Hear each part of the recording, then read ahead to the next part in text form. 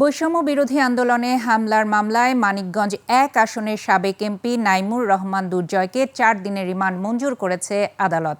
তার ফাঁসির দাবিতে আদালত চত্বরে বিক্ষোভ করেছে বৈষম্য বিরোধী ছাত্র আন্দোলন ও বিএনপি। মানিকগঞ্জ প্রতিনিধি মোহাম্মদ আল আমিন মাহমুদের তথ্য ও ছবিতে ডেস্ক রিপোর্ট।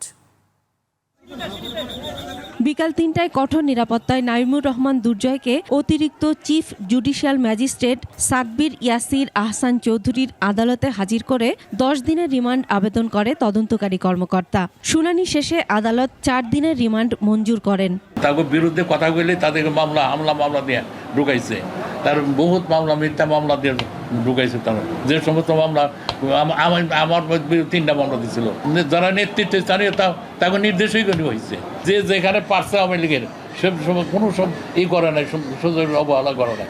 এদিকে আদালতে দুর্জয়কে আনার পর বৈষম্য বিরোধী ছাত্র আন্দোলনের নেতাকর্মী ও বিএনপি সহ বিভিন্ন রাজনৈতিক দলের নেতাকর্মীরা দুর্জয়ের ফাঁসি চাই বলে স্লোগান দিতে থাকে।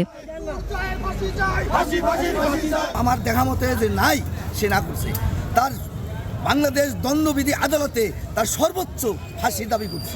আমাদের উপরে প্রেশন চালাইছে তার দলীয় কর্মীদের একাধিকবার সিংদুরি ইউনিয়নবাসীকে, সিংদুরি ইউনিয়নের স্কুলের যে মিটিংয়ে আমার কাপড় চোপড় ছেড়ে নিয়েছে ইনভাইট করে। ২০১৪ ও ২০১৮ নির্বাচনে মানিকগঞ্জ ১ আসনের এমপি নির্বাচিত হন দুর্জয়। ক্ষমতায় থাকার সময় দাপট আর দুর্নীতি করে কামিয়ে নেন কোটি কোটি টাকা। তার বিরুদ্ধে ১১,২১,৮১,০০০ আয় বহির্ভূত সম্পদ অর্জনের অভিযোগ রয়েছে।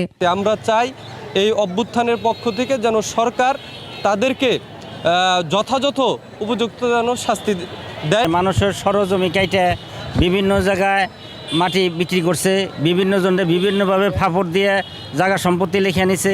ঢাকা শহরের লালমাটিয়ায় ২৫২৩ বর্গফুটের বিলাসবহুল ফ্ল্যাট, ৩টি গাড়ি ও মানিকগঞ্জ শহরে ডুপ্লেক্স বাড়ি রয়েছে। আর এই সম্পদ গড়ে তোলেন বালুমহল, টেন্ডারবাজি, পরিবহনের চাঁদাবাজি, জমি দখল ও চাকরির নিয়োগ বাণিজ্যের মাধ্যমে।